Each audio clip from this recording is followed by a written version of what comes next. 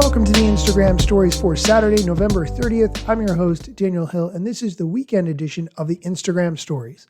Today on the show, we're going to talk about Australia taking steps to ban social media for people under the age of 16, and we're going to talk about the upcoming TikTok ban in the United States and some recent news coverage that it's had. First, a word from our sponsor. Let's get into today's news, starting with Australia voting into law a social media ban for children under the age of 16. This legislation was approved by Australian lawmakers on Thursday and has the goal of protecting the mental health of children online. As you can probably guess, tech companies are putting up opposition to this, claiming that the rules the Australian government put into place are unworkable. This new law from the Australian government is scheduled to come into effect in 12 months, which gives social media companies time to meet the new requirements. These requirements include taking, quote, reasonable steps to prevent children who have not reached a minimum age from having accounts, end quote. Children who violate these upcoming restrictions won't face punishment, and their parents won't either. The responsibility is going to be squarely on the shoulders of the platform providers. The Australian Prime Minister gave an interesting quote. He said, quote, "We want Australian children to have a childhood, and we want parents to know the government is in their corner. We know some kids will find workarounds, but we're sending a message to social media companies to clean up their act," end quote. There are some interesting points in the legislation that I want to highlight. First, the specific platforms that we know and love have not been named in the law, but it's likely that they're going to apply to Facebook, Instagram, Snapchat, and TikTok. However, certain sites used for education, like YouTube, would be exempt, as well as messaging apps like WhatsApp.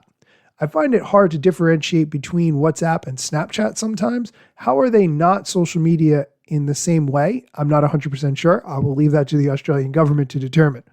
The legislation also doesn't specify how tech companies will enforce the new age restrictions, but those that fail to do so would face fines of up to $30 million US.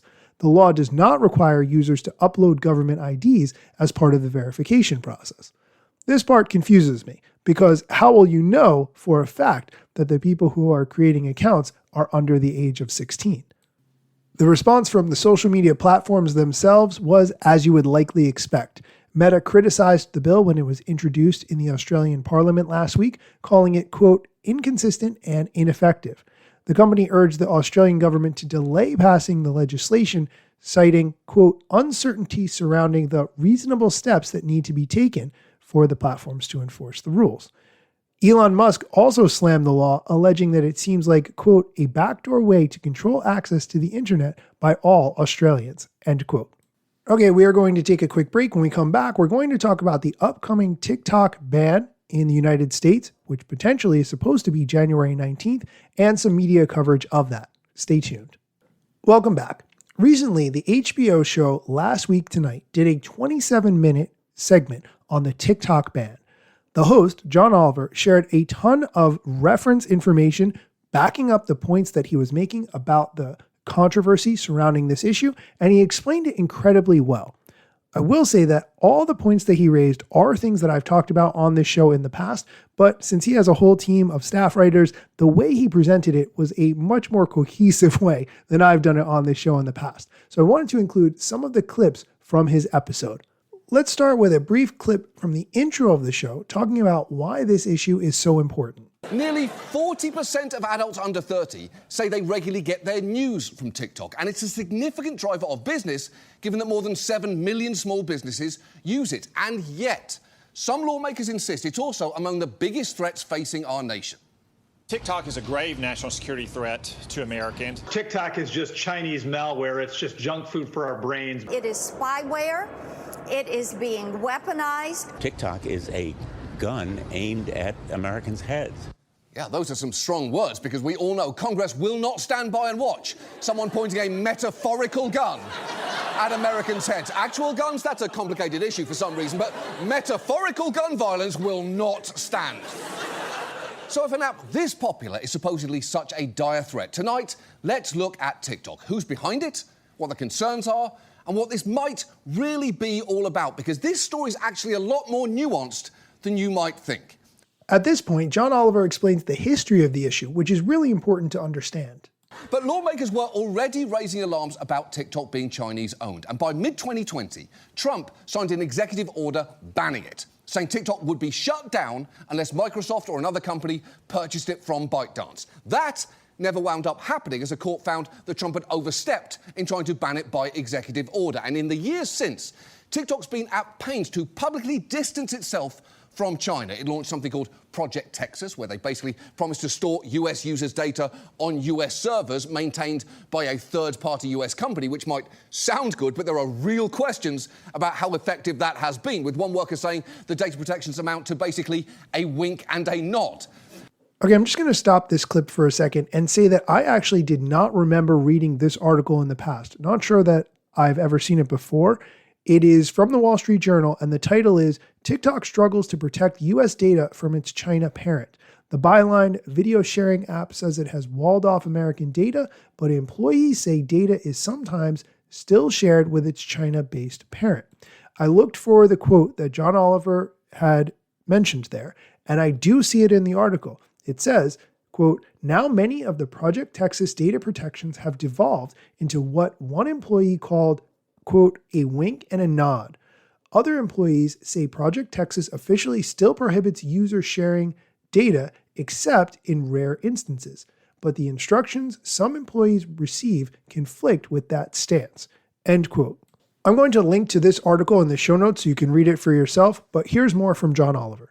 But despite those efforts, concern about China's influence over TikTok continue to grow, culminating in the law passed earlier this year demanding it be sold or banned from app stores in the US. A law, by the way, that passed the House 352 to 65. And it's worth talking about the government's two main concerns here: the data TikTok is collecting from its users and the power it has to push content to them. And let's start with the data. TikTok is powered by an algorithm that tracks things like what videos you skip past and which you linger on. That way it can quickly figure out exactly what you like and feed you more of the same thing over and over again. Not unlike a doting grandmother or Marvel Studios. Okay, so now that you have that context, in the next clip, John Oliver explains how the TikTok algorithm works. This is something I've discussed on this show countless times, and also why people are so afraid of TikTok. The algorithm is incredibly powerful because you're constantly feeding it new data. Every interaction you have with a video trains it more on your preferences, and because those videos are so short, it can gather a lot of data about you very quickly. But that is not all the information it gathers. It knows the device that you're using, your location, IP address, search history, the content of your messages, what you're viewing and for how long. It also infers factors such as your age range, gender and interests. And in the US, its own privacy policy says it may collect biometric information, including face and voice prints, from any content you post. That is a lot of personal information.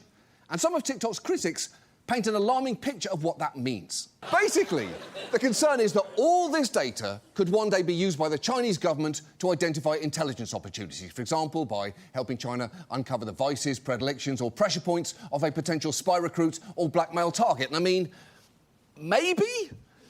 I guess there's a non-zero chance a future US president is currently running a fan account devoted to Sonic the Hedgehog's feet, which could be weaponized against them in the future, though it is worth noting a huge component of blackmail requires shame. And if you're not on TikTok, you are missing out on just how little shame its users have. There is an entire challenge that just consists of naming your biggest traumas for all the world to hear while dumping candy into a bowl, and it is riveting.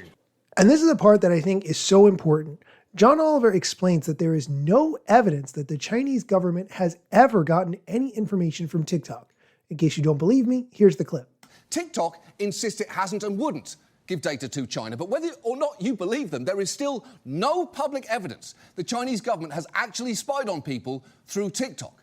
What's more, while it does collect a lot of data on its users, as we discussed in our Data Brokers story, lots of other apps do the exact same thing.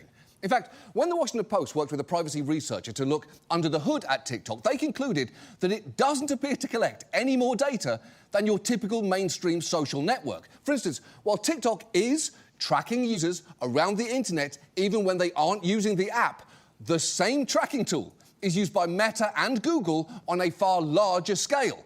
And even when it comes to tracking reporters, TikTok is not an outlier, given an Uber executive once used an internal tool named Godview to track the location of a BuzzFeed news reporter who was covering the company. And again, I am not giving TikTok a pass here.